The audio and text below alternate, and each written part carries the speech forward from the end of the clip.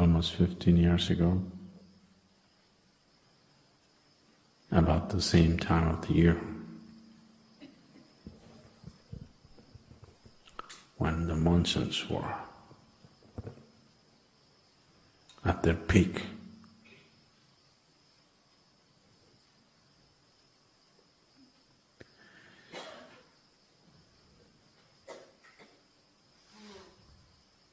Monsoons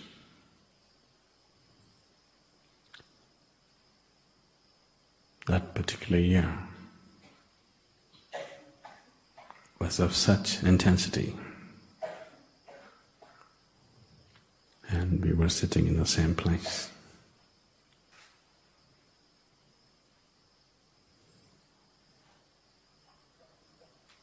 The building looks more stable.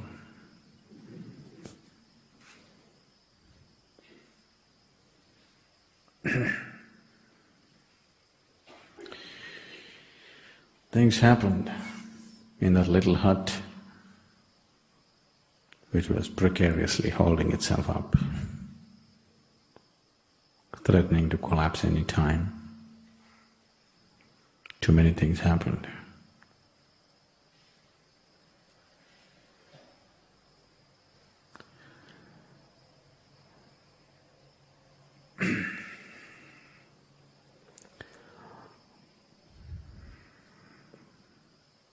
When I say too many things are always happening. Too many things are always happening. Too many things have always been happening in the world and in the jungle, on the plains and on the mountains. Too many things have always been happening. So this whole phenomena of life of such variety and such exuberance, if you have a little closer look at the smaller creatures on this planet, you cannot believe what has gone into making those tiny little creatures of every shape, size, color, design.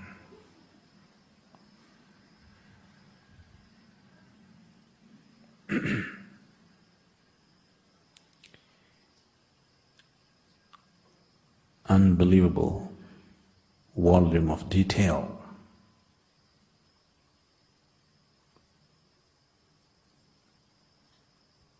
Almost unending variety of detail.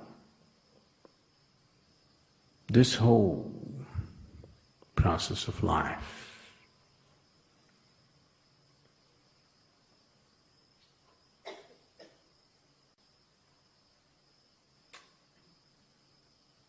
the life that you can see and the life that you cannot see, too much is happening.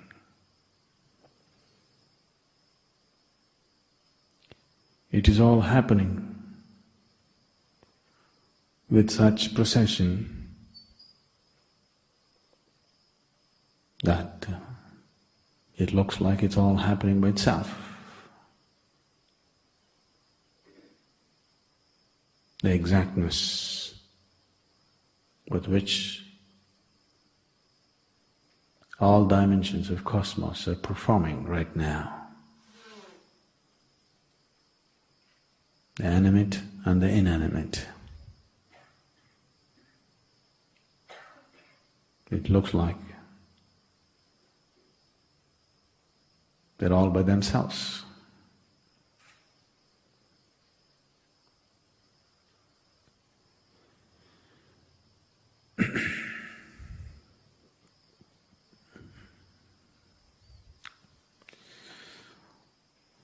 Once a month, I get an order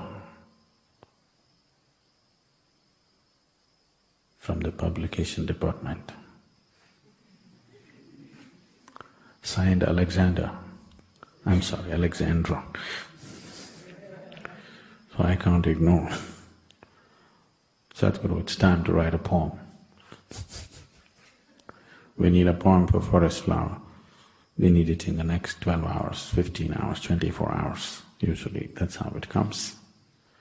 So I haven't failed them, but I have been not on time many times. So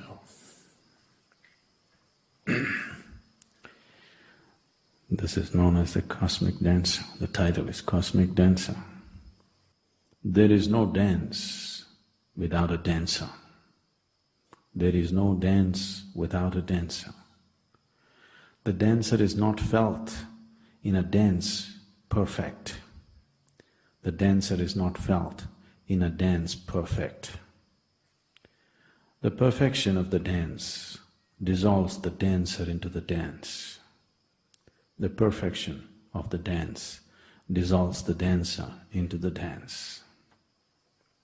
Reveling in the dance, one may miss the dancer. Reveling in the dance, one may miss the dancer. Absolute attention to the dance will bring forth the effulgent dancer. Absolute attention to the dance will bring forth the effulgent dancer. Only in knowing the dancer, all the dance is revealed. Only in knowing the dancer, all the dance is revealed. The speed, the rhythm and the flight are just the dancer's sleight. The speed, the rhythm and the flight are just the dancer's sleight. So the dance is so perfect, we almost forget the dancer. But there can be no dance without a dancer. We cannot see the dancer because our vision, our attention becomes so surface-oriented. To identify the dancer in the dance, either you must get immersed in the dance, that you also become the dance, that you are not a spectator, you are it. Then you know the dancer by experience. You're touched by it. But if you not want to know the dancer in its full depth, in his full depth and dimension, you want to know the source of dance, that which is the basis of the act, then you must be able to pay absolute attention. In a way, staying away from the dance. These things look contradictory. On one level I'm saying you must plunge into the dance. Another level I'm saying you must be able to watch the dance with utmost intensity.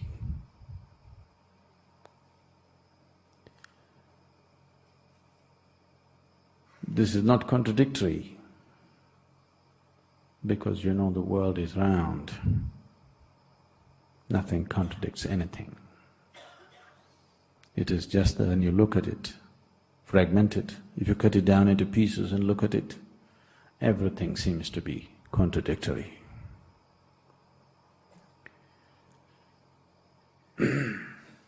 So,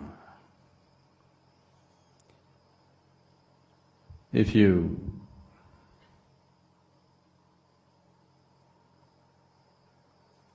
are here totally involved in the dance, totally involved in the act itself, that's one way of knowing. Or if you know how to keep away from the act, absolutely uninvolved in the act, but you're able to observe the act totally, you can decipher the difference between the act and the actor, the dance and the dancer. That is also a way of knowing it.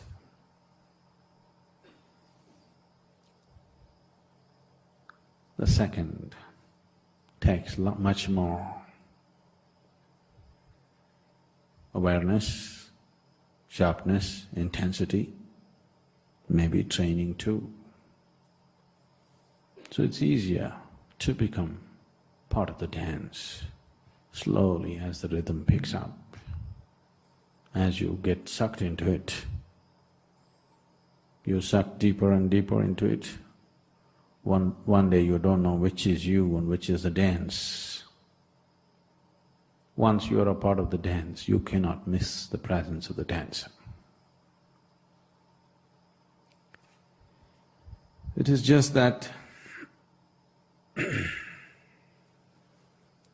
we're inventing obstructions, hurdles and barriers where they don't exist.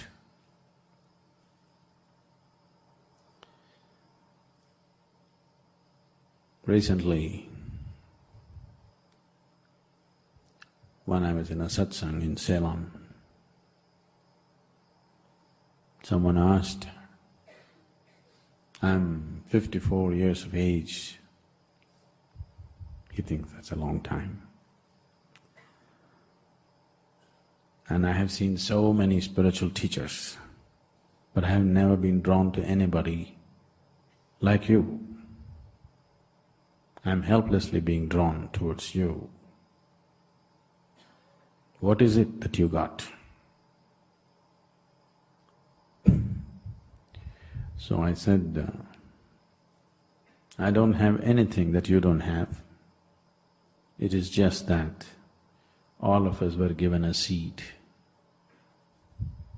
that had the possibility of boundlessness. You are a very careful man.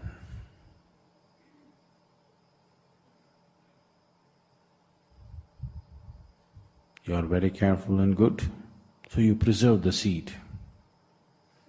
I destroyed the seed and made it into a tree. If you want to make a seed into a tree, the seed has to go. If you nurture the seed, it will become a tree. If you keep seed as a seed and walk around, it's stupid actually, but it is not. Preserving yourself is considered smart. Allowing yourself to be demolished, to destroy the limited possibility of what an individual person is not considered smart. To be exclusive and to be preserved is considered smart. So after all, you're a smart man. So smart, you even conned life. Too smart.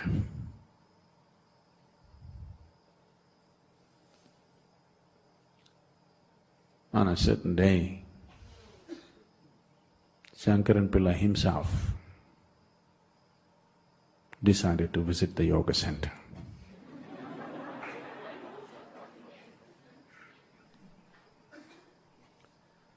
Being who he is, he was received properly, and our Swami Vibhu took him on a tour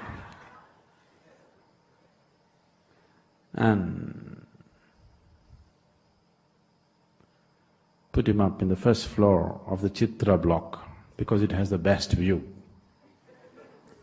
You know that? Chitra block, first floor, has the best view in the whole of the ashram. So, Swami pointed at the mountains and said, we're putting you up here because of who you are and because this place has the best view.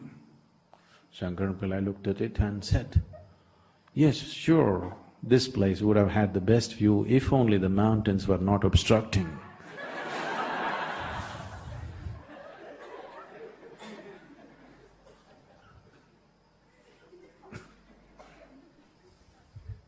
These people are doing to themselves.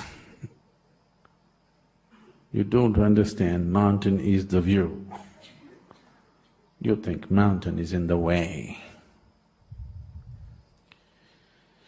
So the spiritual process is not just about doing this or that.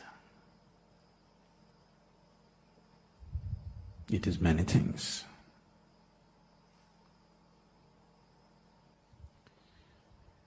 So once you become like this, there is no possibility of you being part of any act.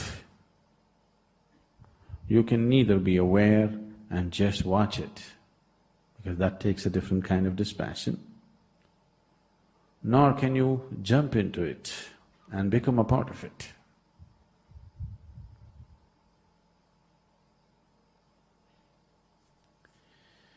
Once it happened, Abe Maxwell met a painter.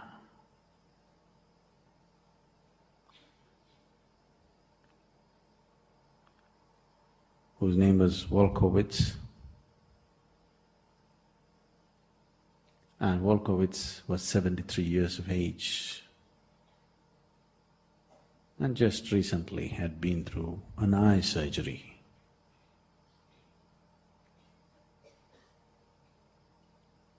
So he said, "You've just been through an eye surgery. How's your vision? Is it good enough to paint? Can you continue to be a painter? Without sharp vision, this is difficult." So Wolkowitz said, "I think I can paint. In case I find my vision fails and I cannot paint, I will become a critic."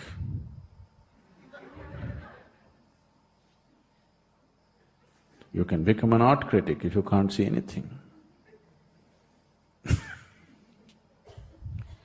So if you become a critic, you miss the whole act.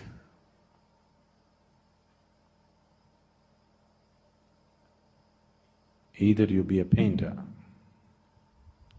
or you be a lover of art. If you're a critic, you miss the whole point.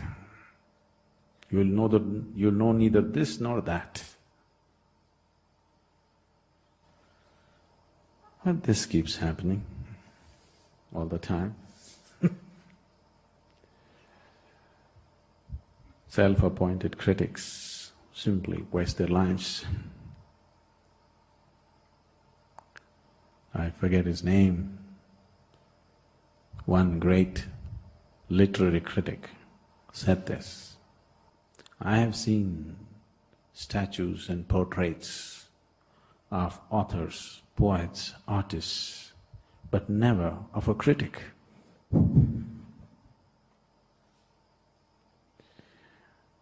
Because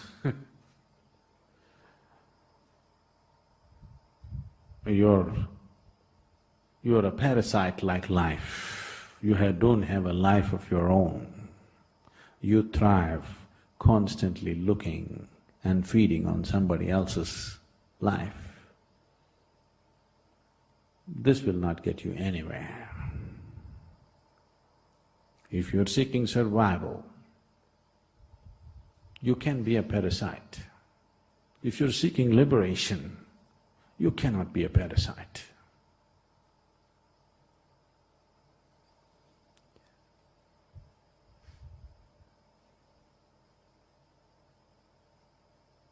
A child sucks upon her mother's breast, but you don't call a babe a parasite.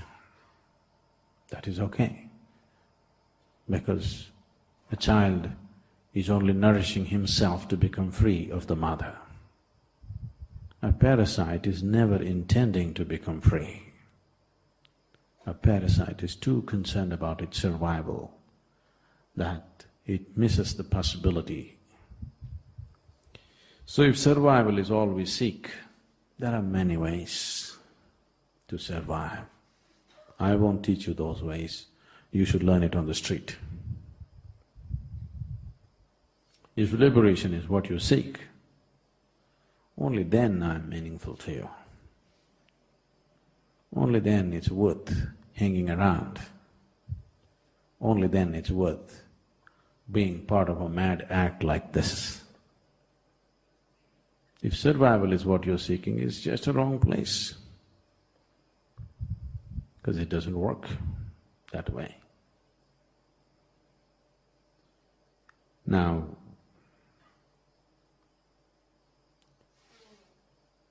all of us have come with the same seed. But for this seed to become a tree, though every seed has come with the same possibility, between a seed and a tree, there is a journey to be made.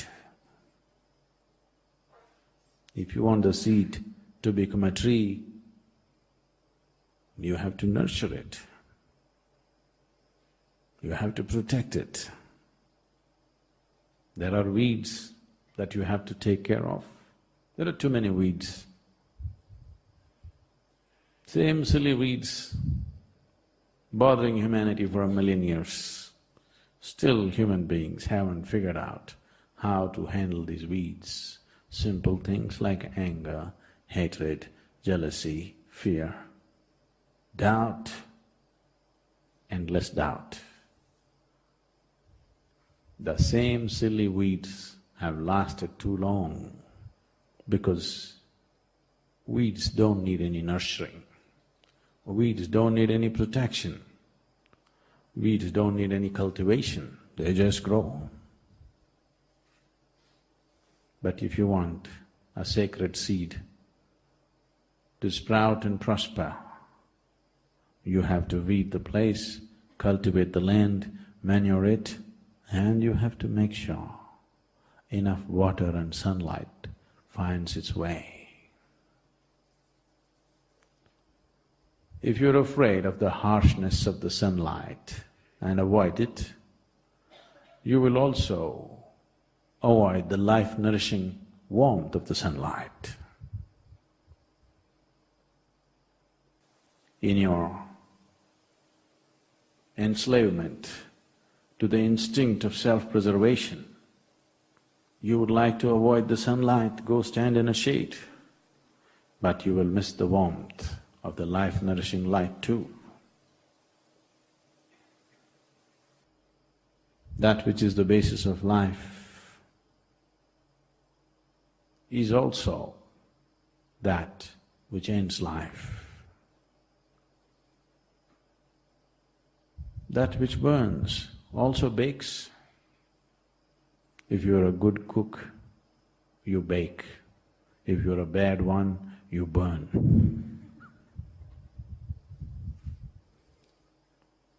It's a very simple but subtle operation. Baking bread, very simple thing, but a subtle operation. One who knows does it effortlessly. One who doesn't burns it up and makes it into cakes. Or he produces coal. Carbon is very good, you know. It's the basis of life on this planet. So making this work,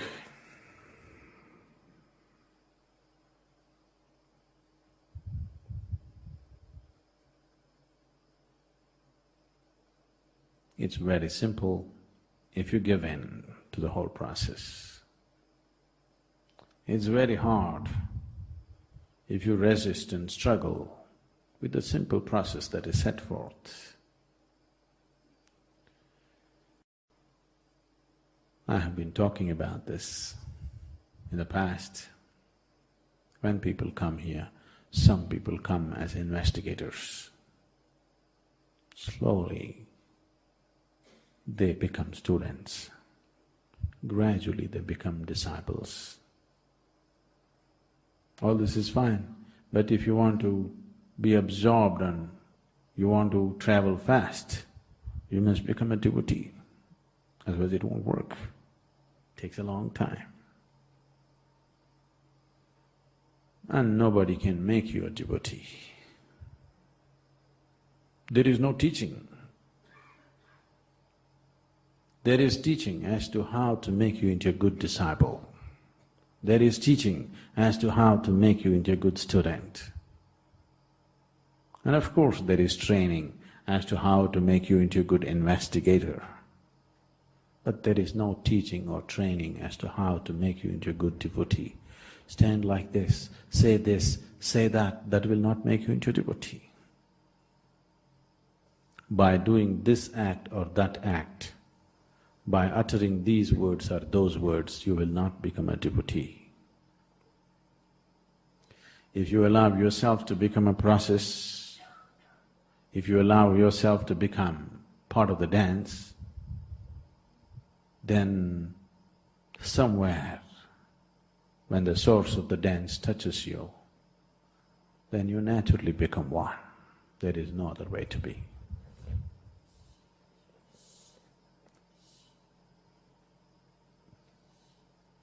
Yesterday someone was telling me,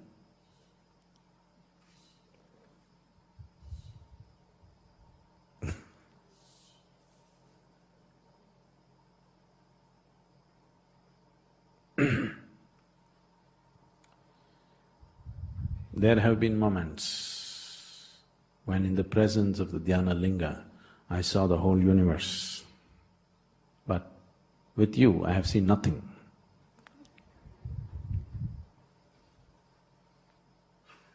That's good. Isn't it good enough that you have seen it with Dhyana Linga? At least somewhere you saw something. Is that not good enough? No. There's something here.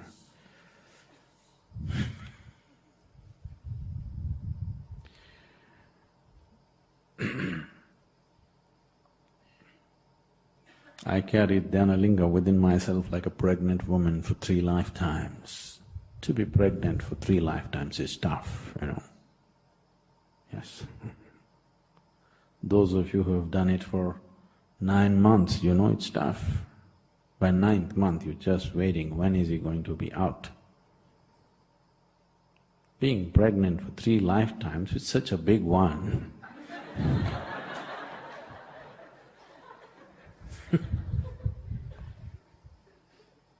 Not easy.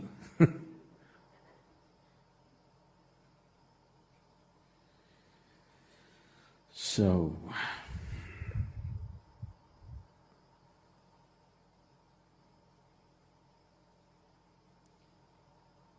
don't waste your time.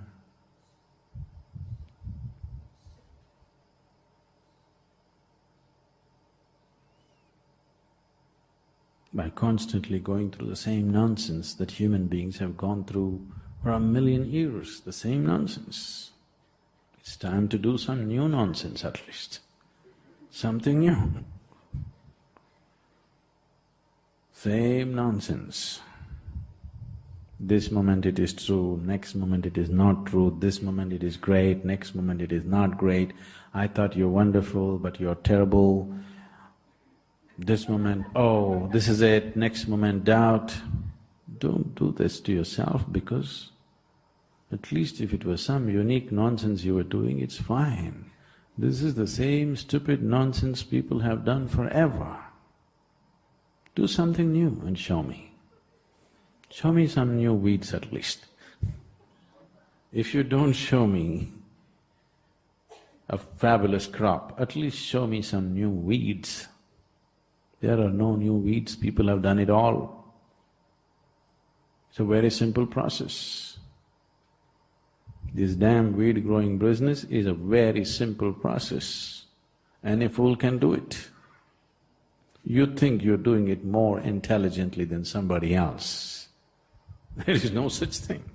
No, my doubt is not like that. My doubt is the same nonsense.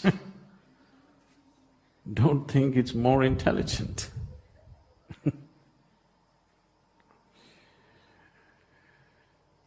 Now, I don't know anything about all this, I do not know what is making all this happen. All I know is this much has worked for me. My back pain went away. All right, let's start from that. Something as mundane as back pain. And when you had the back pain, it was not a simple thing. Now that it's gone, it's a simple thing. When you had it, it was not a simple thing. It ruled your life, the back pain. Now that it is gone, why argue and waste your time?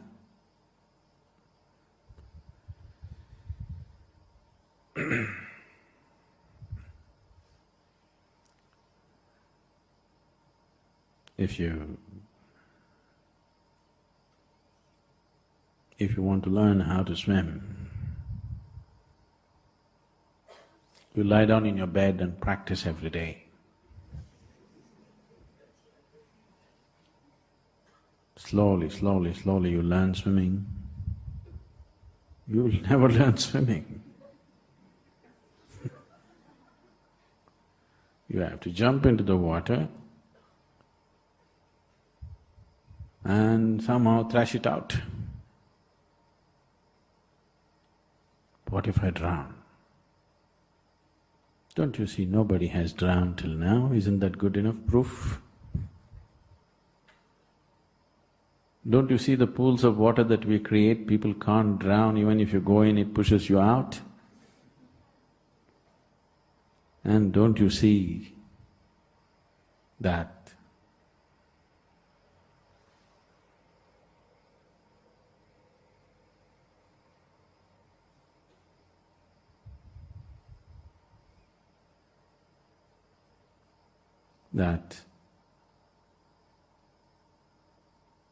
I'm not going to let anybody drown here and get into trouble?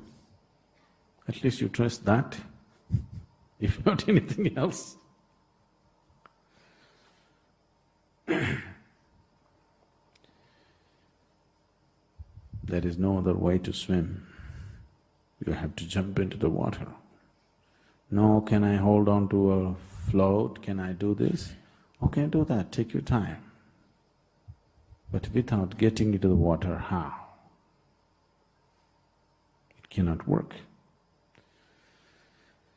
So, every day, when we say sadhana, sadhana, sadhana, sadhana is not just about the practice. To give you a simple sadhana, a 21-minute practice maybe right now, for the earlier ones maybe 35-minute practice. To give you a 21-minute practice, we are spending almost 40 to 45 hours with you. To give that old 35-minute practice, or actually it was 15-minute shunya, to give you that 15-minute shunya, we spent over 60 hours with you. If all that was not important, why would we spend that time with you? So when we say sadhana, it includes all that. I gave you those 3 eyes. You've forgotten? Not these. Instruction, integrity and intensity of purpose. If you just maintain this, the whole process is towards taking you towards an all-inclusive state.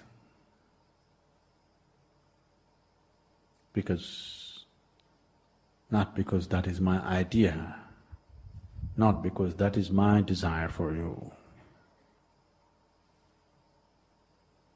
because that is the nature of the Creator.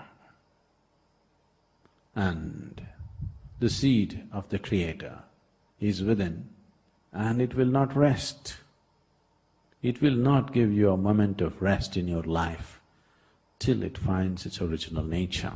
Don't you have any hopes about knowing what peace is, knowing what bliss is, without allowing Him to have His way?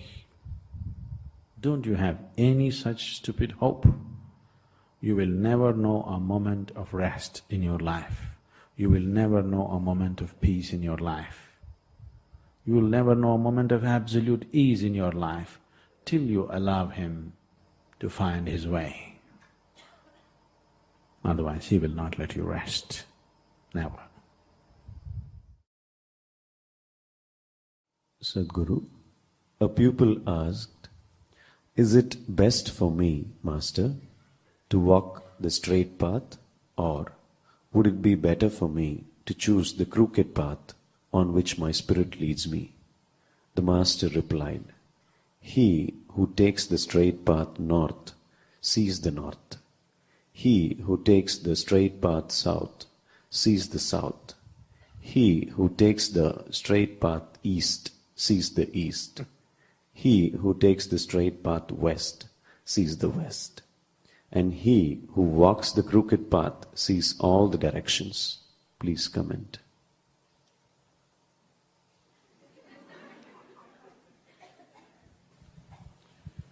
So, in praise of the crooked,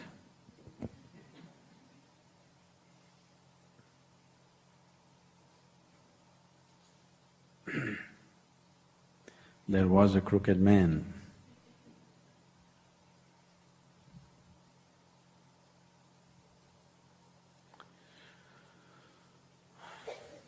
You need to understand, this… Who said this? Do you know who said that? No? No, not the question. Who was the master who said that? No? Okay, probably, most probably from the Zen tradition.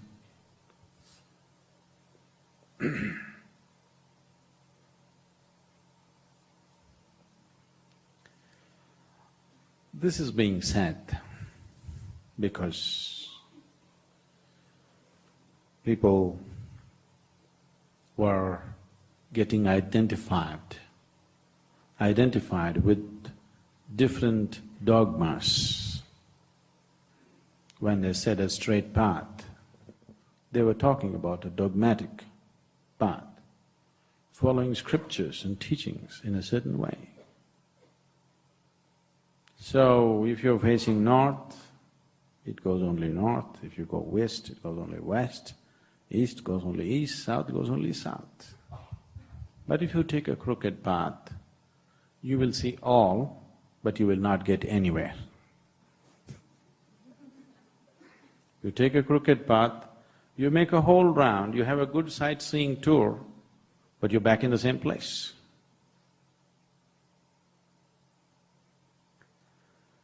So, are you here to do sightseeing or are you here to get somewhere? That's a question.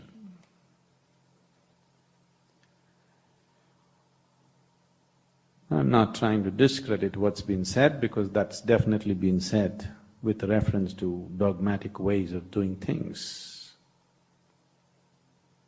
But I want you to look at it, because if you are thinking a crooked path means that you can afford to be crooked, there is no such path.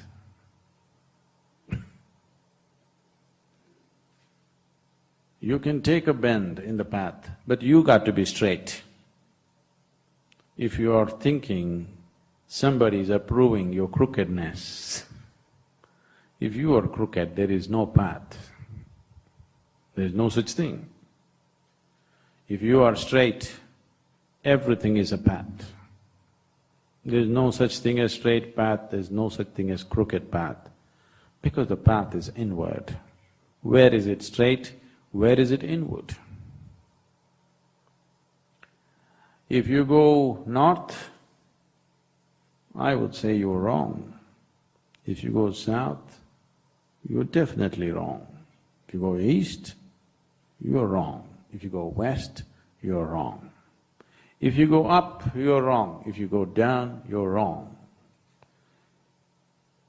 Spiritual process will happen to you, not because you look up, not because you do look down, not because you look in the four different directions, but because you look inward. Inward is neither north nor south, nor east nor west, nor up nor down, because what is inward is dimensionless. That which is dimensionless can neither be approached by a straight path or a crooked path, but only by somebody who is straight within himself. Being straight within himself simply means at least you're straight with yourself. You've gotten used to bullshitting others. It's up to you. If you do it, slowly, situations will push you to your corner.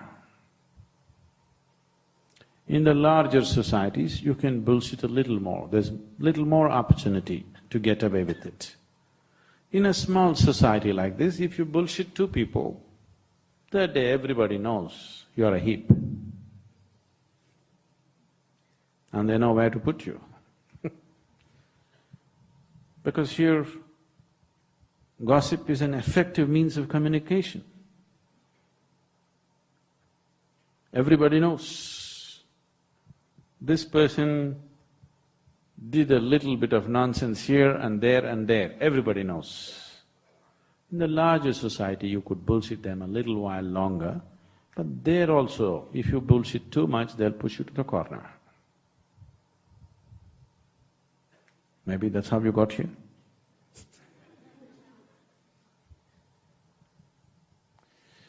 So, if you want to go anywhere, the first and foremost thing is that you are straight. Then don't worry about the path, whether it's straight or crooked, up or down.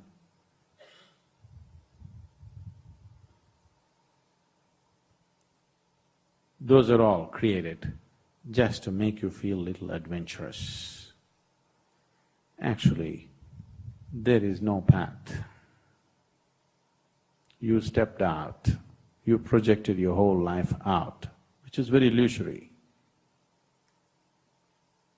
If you stop the projection, everything is inside. Even now everything is inside.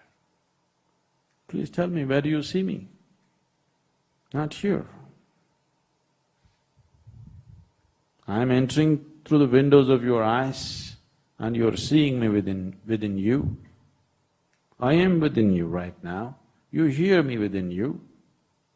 The whole world is within you, everything that ever happened to you is within you. So, the outward projection is an illusion. It is like, if you turn on the projector, the cinema is on the screen. It's all real. If you get involved with it, it's all real. In the cinema, people have fallen in love much more with the people that they saw two-dimensional on the cinema screen than the three-dimensional people who are around them, isn't it so? Isn't it so? More people on this planet have fallen in love with the two-dimensional play of light and sound than the three-dimensional play of flesh and blood. Isn't that so? Because they turn off the lights. That's the main thing. You do one thing, go and watch the greatest cinema with all the lights on. Your hero and heroine will not look attractive. The lights are all off. Naturally your focus. They became so beautiful, they became so attractive simply because all other things were cut off just by switching off the lights in the cinema hall. In a way, that's what meditation means. You close your eyes, and if you simply sit here, initially for a while the outside insanity plays itself out. If you simply sit in the right kind of presence, then after your outside nonsense has played itself out, There is no other distraction. You just look at this one. This is an explosive form of life. This is not a simple life. Now you saw the cinema in two-dimensional figures, and those people that you saw in the cinema, you fall in love with them much more. Somebody told you, love thy neighbor. If he had only told you, love your cinema star, it would instantly his teaching would have worked. Neighbor. There are two. There's so much room for distraction. If all distractions are taken away and you just look at anything, you'll fall in love with that. Anything. You look at an insect, you look at a flower, you look at a twig, you look at the mountain, you look at the rock, you look at a grain of sand without any distraction, you will absolutely fall in love with that. That's what meditation means. So, you don't go on a straight path, nor do you go on a crooked one. You stop doing this foolishness of doing straights and crookeds and bends. You learn to be straight with yourself. And don't try to go anywhere, just be simply here. It will happen, because there is nowhere to go. There is no way for anybody to experience anything outside of themselves, please see. There is no way for you right now to experience anything outside of yourself. Anything that happens to you happens only within you, never outside. So what path are you talking about? Path is always about going somewhere. When you have no need to go anywhere, then you're on the path. It's neither straight nor crooked. It is neither long nor short. It is definitely north nor south. It is inward. Inward is not a direction. Inward is a dimension. It is just that the problem with the spiritual path, the problem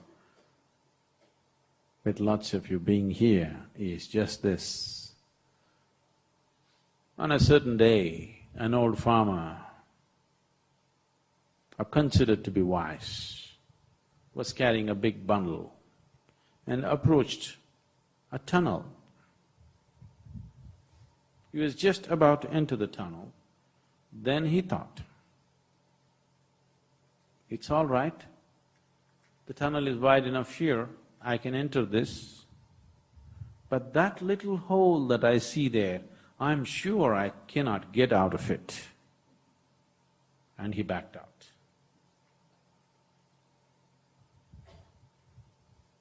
So, this is something that your mind cannot understand, because when you say a path, it's about going somewhere.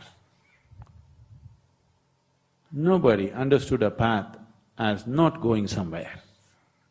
Always the word path simply meant to go somewhere. There's a very common joke played in the rural areas of Karnataka. If somebody comes to the village and it is normal to ask, "Ee raste ellogutte?" That means, where does this road go? That's how the language is. So, the smart answer is, "Ee raste ille bidirutte, ellu hogala." That means, this road will lie here itself, it doesn't go anywhere. The road never goes anywhere, it's you who has to go. So, when we utter the word path, naturally your mind thinks there is somewhere to go. There is nowhere to go. When I say nowhere to go, that does not mean stagnation. I'm talking about really know where to go. I'm not talking about where to go. Some is only this much or that much. No is limitless, isn't it? Something means a certain quantity. Nothing is not a quantity. It is another dimension which is measureless. It is another possibility which is beginningless and endless. So we are talking about nowhere to go, really nowhere to go, not somewhere. Somewhere is too small a place, it's not worth going. Nowhere is a limitless space. So if you go north, you will go somewhere. If you go south, you go somewhere. If you go east or west, you will go somewhere. If you go around, you only go somewhere. That's not our intention. We want to go nowhere. Is that okay? Because the journey is from the limited to the unlimited. The only unlimited is the nothingness. The nowhere is the only unlimited space. So, are we just talking with some, just enjoying the circus of using logic in all kinds of funny ways?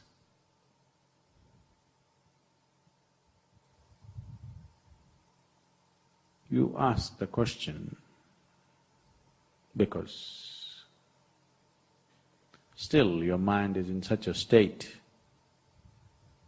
that every day it thinks up a new way of avoiding it. It's innovative. You're all very innovative, aren't you? Every day you come up with a new reason why it cannot be done.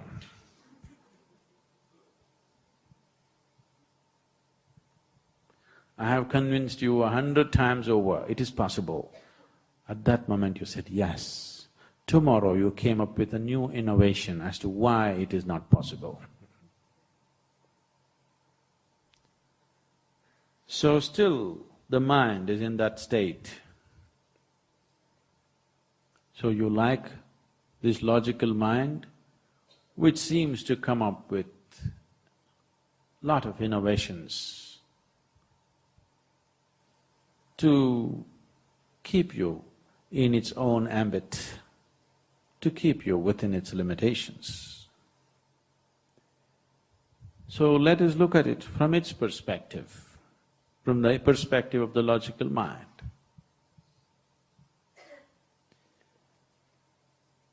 Now we understand, the logical mind also understands, the intellect understands that we exist within certain limitations. You are existing within certain limitations.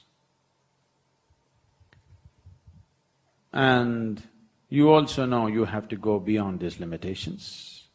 Many times you have crossed some limitations and immediately you found the next range of limitations. You cross these mountains, the next range is ready. You cross that, the next one is ready.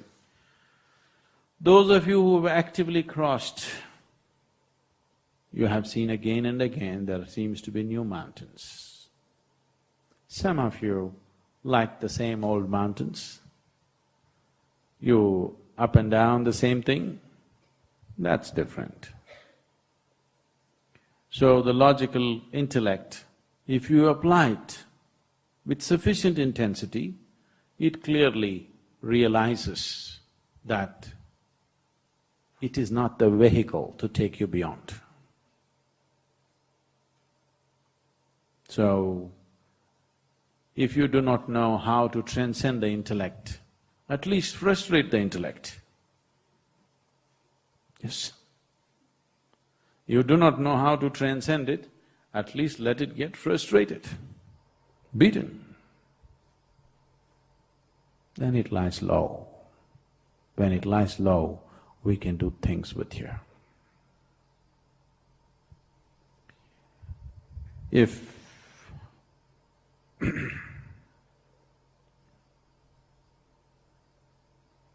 if you really want to step inward, it is not that you have to kill the outward, because the outward is an illusion. There is enough scientific proof today to tell you the outward is an illusion, because everything is happening within you. If you see that everything is inward, there is nothing outward, then naturally you will close your eyes. Even if you have not been initiated into anything, if you just remain with your eyes closed for long enough, you will see, after some time, the activity of the mind will start dying down. Initially it gets hyped up because it wants you to open your eyes, because mind cannot survive without some extra information. Every day it needs some little extra new gossip, otherwise it cannot thrive.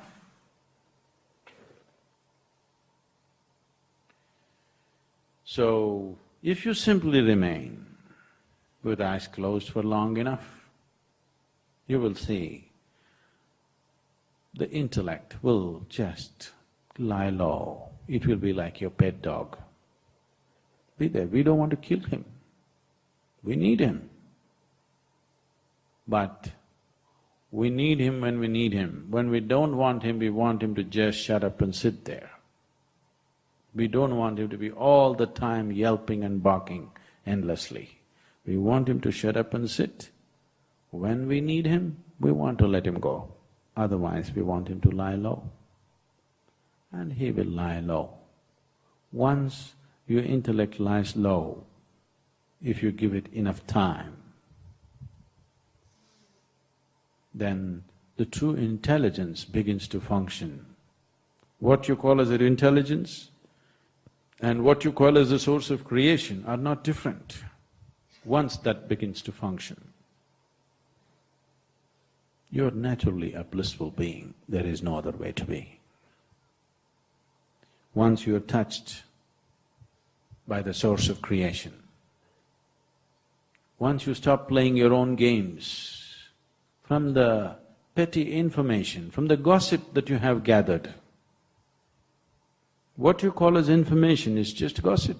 Some people, if you don't like the people who are gathering information, you call them gossipers, otherwise you call them social scientists. Isn't it? So, this gossip that you have gathered, your intellect is thriving on it. If you keep your gossip aside, and if true intelligence begins to function, then you and the Creator are not different. Once this is so, being blissful is very normal. It is not something that you aspire for. It is not something that you long for. It is not something that you create. That is the way it is. Only when you're blissful by your own nature, then you are willing to drop into the abyss of nothingness. Then you're truly ready to go nowhere. When you're not blissful by your own nature, it is very natural for you to hanker, to go somewhere. You want to go north, south, east or crooked. Whichever way, you're still longing to go somewhere. You're not willing to drop into the abyss of nothingness. When you say, I'm seeking the boundless, you're talking about falling into nothingness. It is not a threat. Oh, is it a bottomless pit? Yes, it is. And a bottomless pit is not dangerous. Only a pit with a bottom is dangerous. If there is no bottom to the pit, what is the problem in jumping? you will be eternally suspended, unharmed, untouched by anything. If there is such a space which is bottomless, and if you fall into it, is there any danger? Is there any danger at all to you?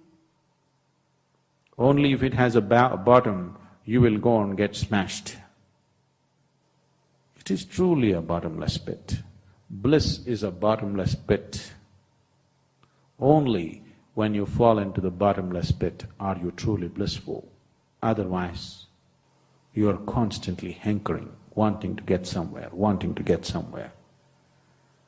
You cannot go anywhere. Wherever you go, whether you go north or south, still your experience of life, all of life is happening only within you. You go up or down, all your life is happening only within you. This is not a trap. This is the door.